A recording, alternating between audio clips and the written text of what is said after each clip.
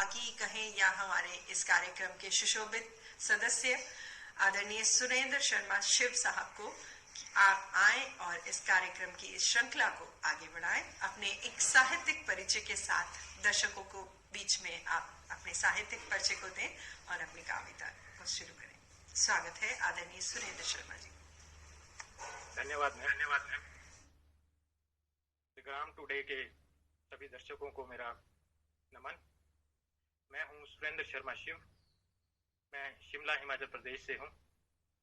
साहित्य में मेरी रुचि बचपन से ही है, लेकिन पिछले 1 वर्ष से मैंने ज़्यादा लिखना शुरू किया है और पिछले 1 वर्ष से देश की विभिन्न पत्र पत्रिकाओं में मेरी 40 से अधिक कविताएं प्रकाशित हुई है और 10 से 12 मैंने कवि सम्मेलनों में हिस्सा भी लिया है।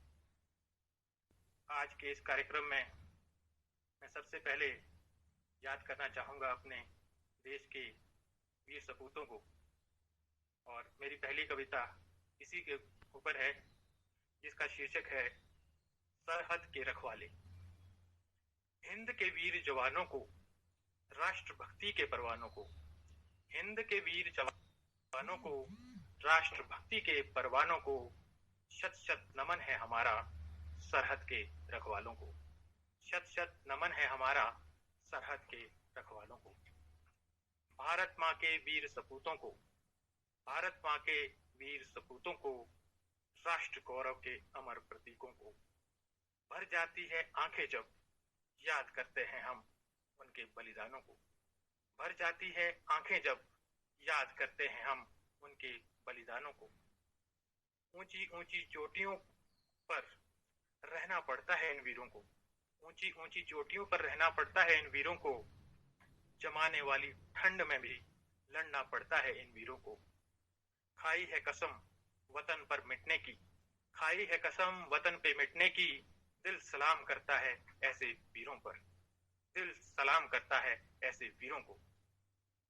हमेशा उत्साह दिखता है चेहरे पर जिनके, हम जब भी देखते हैं इन वीरों को। हमेशा उत्साह दिखता है चेहरे पर इनके, जब भी हम देखते हैं इन वीरों को। होती है जब भी जंग सरहद पर, होती है जब भी जंग सरहद पर, हराकर ही दम लेते हैं दुश्मनों को। होती है जब भी जंग सरहद पर, हराकर ही दम लेते हैं दुश्मनों को। सहते हैं हंसते हंसते जंग में जब चोट लगती है इन वीरों को। सहते हैं हंसते हंसते जंग में जब कभी चोट लगती है इन वीरों को। सीमा पर जो लड़ते हैं सर्वस्व।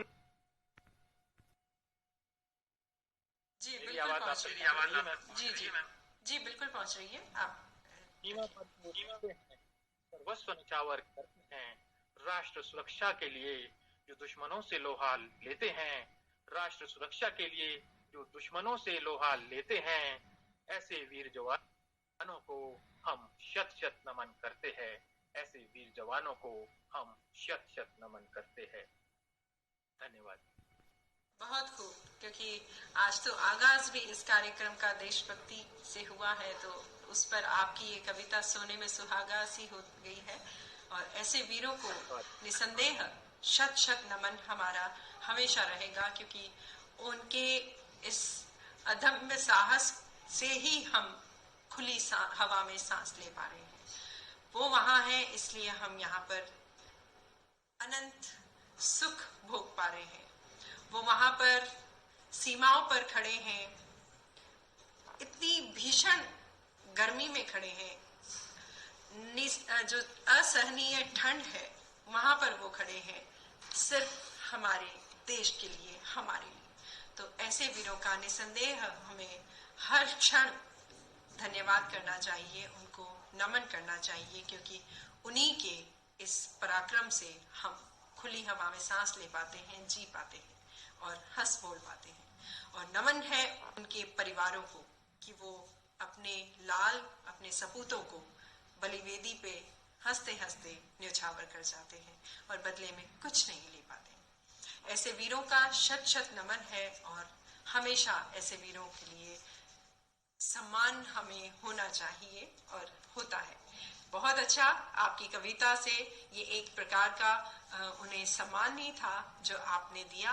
और हम हर कोई सरहद पे जाके लड़ नहीं सकता है, लेकिन जो लड़ते हैं उनके सम्मान देकर हम कहीं ना कहीं अपने दायित्व को थोड़ा सा पूरा कर पाते हैं, और वो हमें करना जरूर चाहिए। कहीं भी यदि है सैनिक, यदि कोई हमारा वीर सपूत हमें मिलता है और उसको हमें प्राथमिकता देनी चाहिए, उसका अनादर ना हो, ये हमारी कोशिश रहनी चाहिए। बहुत खूब आदरणीय, बहुत अच्छी आपकी रचना थी और बहुत ही खूबसूरती से आपने प्रस्तुत किया। आदरणीय सुरेंद्र शर्मा जी को आप एक और अपनी खूबसूरत रचना के साथ इस क्रम को आगे बढ़ाएं। बहुत स्वागत है। धन्यवाद भारती जी। अब मैं माहौल को थोड़ा हल्का करने की कोशिश करता हूँ और एक व्यंग्य रचना आपके सामने पेश करूंगा, छोटी सी, जिसका शीर्षक है नए दूल्हे को नसीहत। उसकी हंसी तो पहले ही चली गई, अब तेरी बारी है। उसकी हंसी तो पहले ही चली गई, अब तेरी बारी है। सगाई तो हो गई, अब शादी की बारी है। सगाई तो हो गई, अब शादी की बारी है। अभी इतने हंसते रहते हो तो तुम, अभी इतने हंसते रहते हो जो तुम। कुछ दिनों की बात है जब ये हंसी भी हो जाएगी गुम। कुछ दिनों की बात है जब ये हंसी भी हो जाएगी गुम। आज मिलने को तरसते हो, बाद में बोलोगे कि मुझ पे इतना क्यों बरसते हो। मिलने को कहती है उसे अभी जो चाहत, मिलने को कहती है उसे अभी जो चाहत, बाद में बदल जाएगी और जब वो मायके जाएगी तभी तुझको राहत आएगी। और जब वो मायके जाएगी तभी तुझको राहत आएगी। अभी प्यारी लगती है जो उसकी बातें तुम्हें, अभी प्यारी लगती है जो उसकी बातें तुम्हें। वक्त वो भी जल्द आएगा जब बहुत चुभेगी उसकी ये बातें तुम्हें। वक्त वो भी आएगा जब बहुत चुभेगी उसकी ये बातें तुम्हें। अभी उसके लिए घंटों इंतजार भी खुशी देता है, अभी उसके लिए घंटों इंतजार भी खुशी देता है। आदत डाल दो तुम भी अब, आदत डाल दो तुम भी अब।